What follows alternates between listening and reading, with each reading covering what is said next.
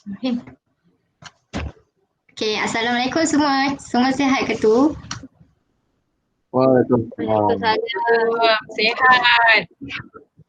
Ada yang terkesan ke dengan COVID-19 ni? Ada yang kena kuarantin ke? Tak. Tak ada Alhamdulillah tak ada. Okay, duduk rumah diam-diam. Okay, saya nak mula. Pertama sekali. Terengganu zon hijau cikgu. Ha? Terengganu zon hijau cikgu. Oh, saya zon merah kat JB. Tapi saya duduk rumah je. Okay, pertama sekali saya nak awak tengok dulu video yang saya buat ni. Kalau tak dengar bagi tahu tau.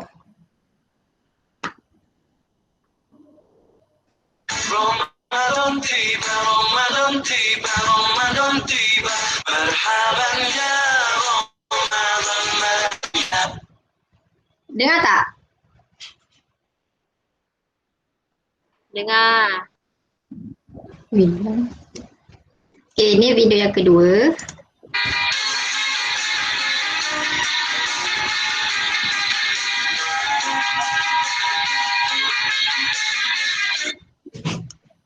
Okay, daripada dua-dua video ni, sebenarnya bukan video pun lah, gambar je sebenarnya, gambar makanan.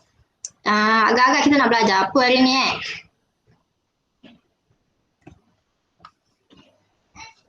Belajar memasak. Tradisional. Okay, bila gambar makanan ni, memanglah kita nak belajar makanan. So, ni tajuk kita hari ni, 2.6.1 reka bentuk makanan. Okay, daripada topik ni kita akan belajar mentakrifkan reka bentuk makanan. Tapi ada 3 benda yang awak kena capai pada akhir pembelajaran hari ni.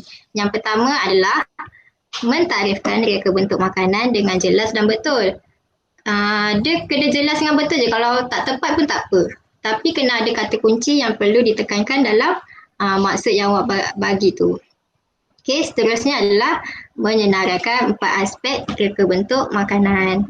Kena 4 ada 4, dan yang terakhir adalah mengklasifikasikan 2 jenis reka bentuk makanan. Ada 2 je, senang je topik hari ni. Okay, seterusnya kita nak masuk dah. Okay. Sebelum nak tahu reka bentuk makanan tu apa, awak kena tahu dulu reka bentuk tu sebenarnya apa kan.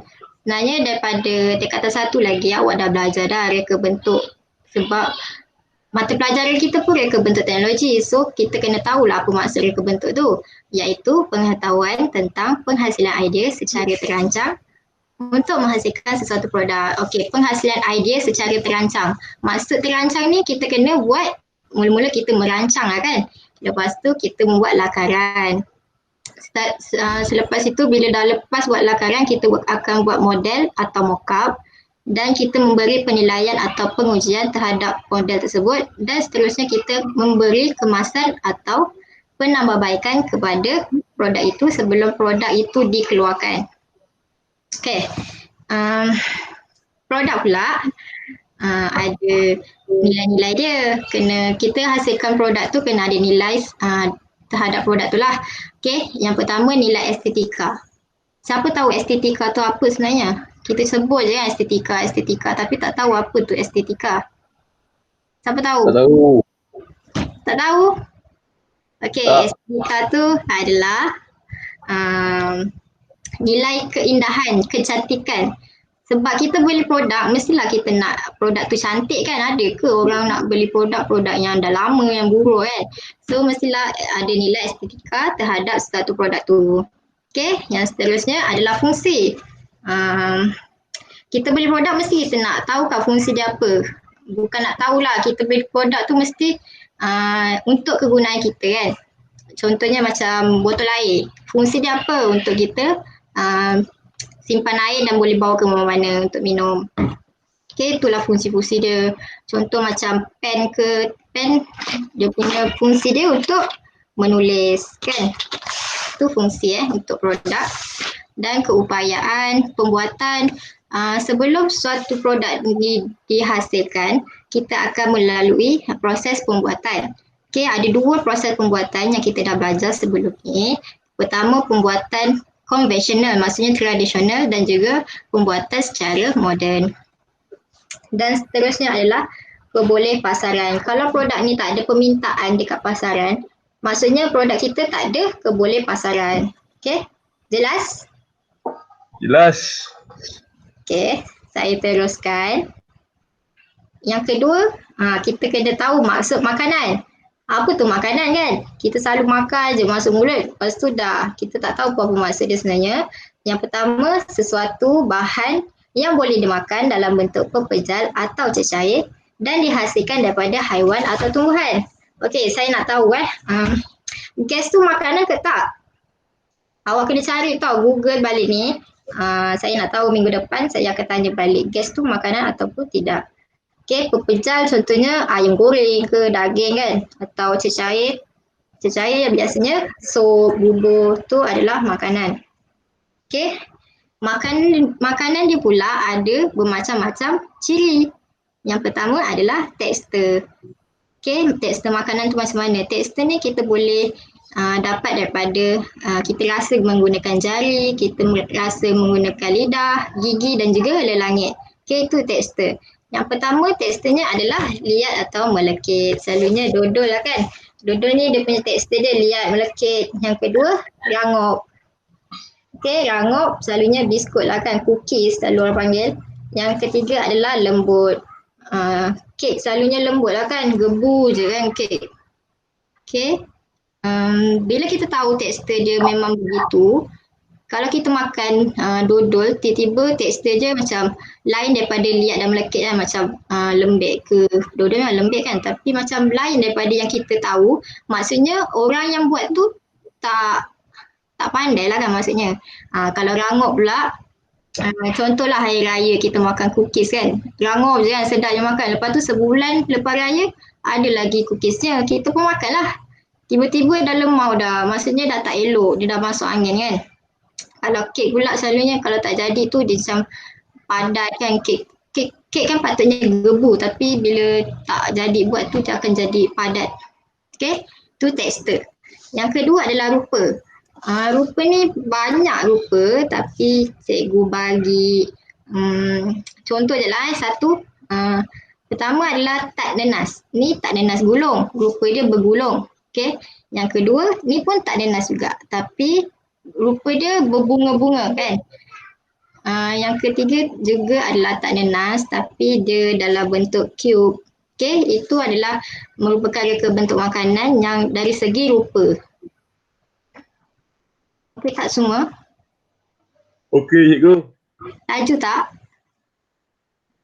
Okey, Cikgu. Okey, yang ketiga adalah rasa. Okey, kalau cakap pasal rasa, semua orang tahu kot rasa pedas, rasa masam dan manis. Gula-gula ni bila masuk mulut je menyengat kan rasa masam dia. Lepas tu bila dalam lama Ada dua rasa, Cikgu. apa dia? Gula tu ada dua rasa. Betul, ada dua rasa. Mula masuk je mulut masam. Lepas tu dah lama sikit baru rasa manis dia tu. Kan gula-gula selalunya manis lah kan. Lepas tu yang ketiga adalah pahit. Selalunya sayur lah yang pahit ni. Itu yang ramai tak suka makan sayur. Tapi pahit-pahit tu adalah ubat sebenarnya. Okay. Yang keempat adalah bau. Cuba teka. Bila bau je saya nak keluarkan gambar apa? KFC. KFC. Lagi? Bau. Brownies. Awak ni. Tu awak yang nak makan tu. Jam. Durian. Petai, Cikgu, petai. Petai pun bau juga. Okey. Durian ni bau dia ada sebiji dalam rumah pun satu rumah boleh bau kan. So kita akan tahu bila bau je, oh tu durian. Kita dapat tahu tu makanan tu adalah durian melalui bau. Okey, yang kedua belacan pun bila mak kita nak masak belacan ke kan, nak buat sambal belacan, goreng je belacan tu dah satu rumah bau. Awak dalam bilik pun dah tahu dah, oh mak ni nak masak belacan ni, nak buat sambal belacan. Okey, tu melalui bau. Makanan itu sendiri mempunyai bau yang tersendiri. Okey, yang kelima adalah warna. Daripada makanan-makanan tu pun banyak dah warna yang awak boleh nampak. Tapi contohlah nasi kerabu kan. Awak rasa ni dia guna pewarna semula jadi ataupun dia guna pewarna tiruan?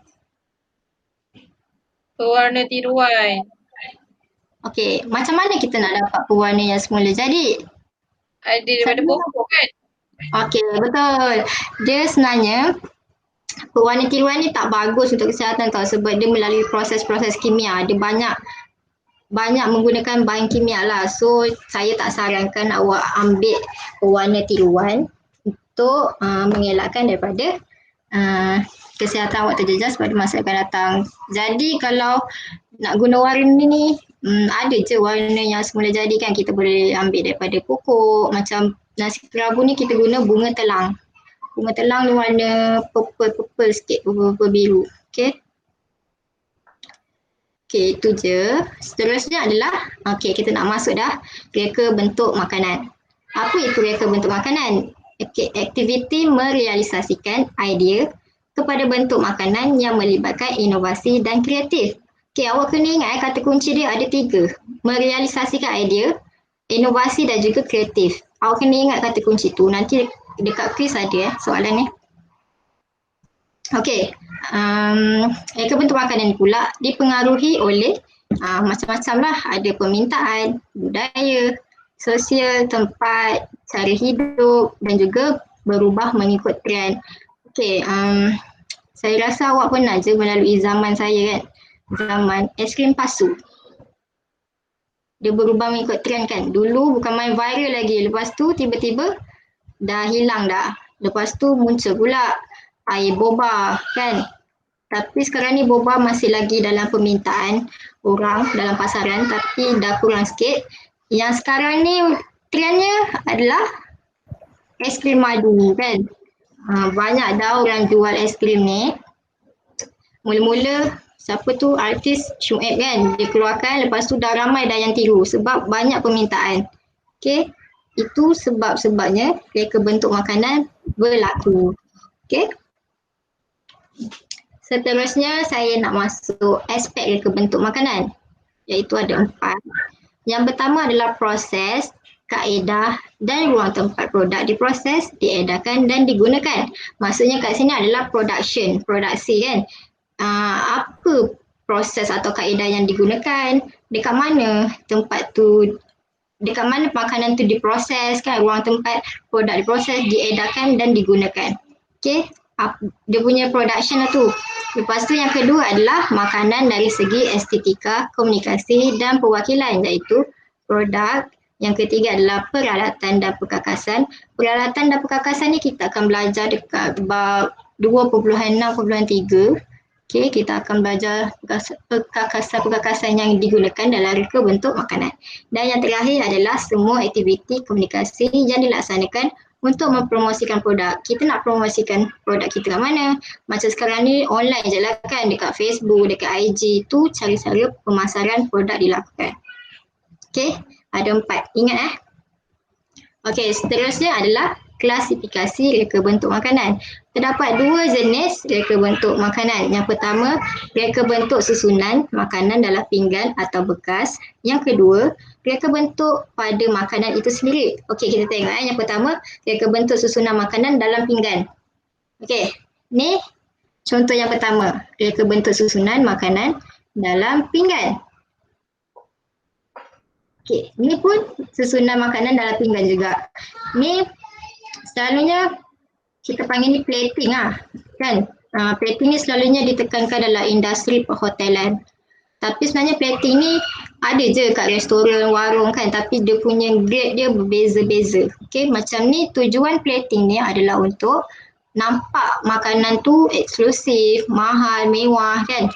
Okay, tu tujuan dia. Kalau plating macam ni pula, tujuan dia adalah untuk menarik perhatian kanak-kanak untuk makan sebab kanak-kanak ni ada mood dia. Kejap tak nak makan, kejap nak makan. Lepas tu bila kita buat plating macam ni, dia akan menarik perhatian kanak-kanak untuk makan sebab comel je kan. Okay. Lepas tu susunan makanan dalam bekas. Ni pun contoh juga bento. Susunan makanan dalam bekas. Tujuan dia adalah kita simpan dalam bekas untuk mengelakkan daripada lalat hinggap, plating ni mesti ada tujuan dia. Okey. Yang kedua adalah reka bentuk pada makanan itu sendiri. Okey, kalau kita tengok ni donat. Donat selalunya bulat je kan. Lepas tu bila dah ada orang yang inovasikan, donat ni akan menjadi bentuk pizza. Tapi dia still donat juga. Tu adalah reka bentuk pada makanan itu sendiri. Macam tat tadi tu lah. Tat tu ada tat gulung, tat bunga kan. Macam tu. Tu reka bentuk pada makanan itu sendiri. Okay. Tu je untuk hari ni. Kita belajar. Yang pertama, maksud reka bentuk. Yang kedua, apa maksud makanan. Yang ketiga, apa maksud reka bentuk makanan. Yang keempat adalah aspek reka bentuk makanan. Dan yang kelima adalah klasifikasi reka bentuk makanan. Okey, saya nak buat quiz. Quiz senang-senang je. Awak jawab ni. Okey, yang pertama. Antara berikut penyataan manakah yang paling tepat berkaitan reka bentuk makanan? Saya cakap tadi ada 3 kata kunci yang awak kena ingat. Cepat jawapannya apa? Apa 3 kata kunci yang sepatutnya ada dalam maksud reka bentuk makanan? Idea. Okey, merealisasikan idea. Lagi? Inovasi dan kreativiti. Inovasi dan kreativiti. Okey, jawapannya yang warna kuning. Okey, aktiviti merealisasikan idea kepada bentuk makanan yang melibatkan inovasi dan kreativiti. Okey, reka bentuk makanan dipengaruhi oleh budaya. Lagi? Dipengaruhi oleh apa tadi saya cakap? Sosial. Okey, lagi? Tempat dan permintaan. Betul, pandai. Okey, so jawapannya dipengaruhi oleh budaya, sosial, tempat, permintaan dan cara hidup sesebuah masyarakat yang berubah mengikut trend. Yang gambar palsu, gambar asing palsu tadi tu. Okey, seterusnya adalah ni apa ni? Apakah jenis reka bentuk makanan tersebut? Kalau kita nampak ni adalah nenas sebenarnya. Lepas tu dia direka bentuk menjadi landak. Apa jawapan dia? Reka bentuk pada makanan itu sendiri. Reka bentuk pada makanan itu sendiri. Betul. Yang terakhir, okey, ini jawapan dia. Reka bentuk pada makanan itu sendirilah. Betul lah kan? Daripada nenas jadinya landak kan? Okey, ni apakah jenis reka bentuk makanan tersebut dan tujuannya? Ada tambah sikit tujuannya tu. Apa dia? Dalam pinggan. Okey, reka bentuk susunan makanan dalam pinggan. Tujuannya untuk apa?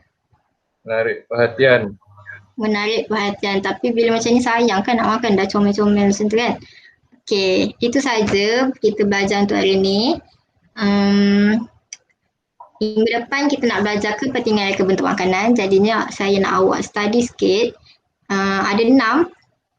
Lepas tu saya nak awak cari yang makanan gas tadi tu. Boleh makan ke tak? Gas tu merupakan salah satu makanan ataupun bukan? Okey, itu je yang saya nak. Okey. Jangan lupa apa yang saya nak. Awak catat ke tak? Minggu depan saya tanya. Dan itu je lah. Sekian, terima kasih. Assalamualaikum. Terima kasih cikgu. Okey, duduk rumah jangan diam.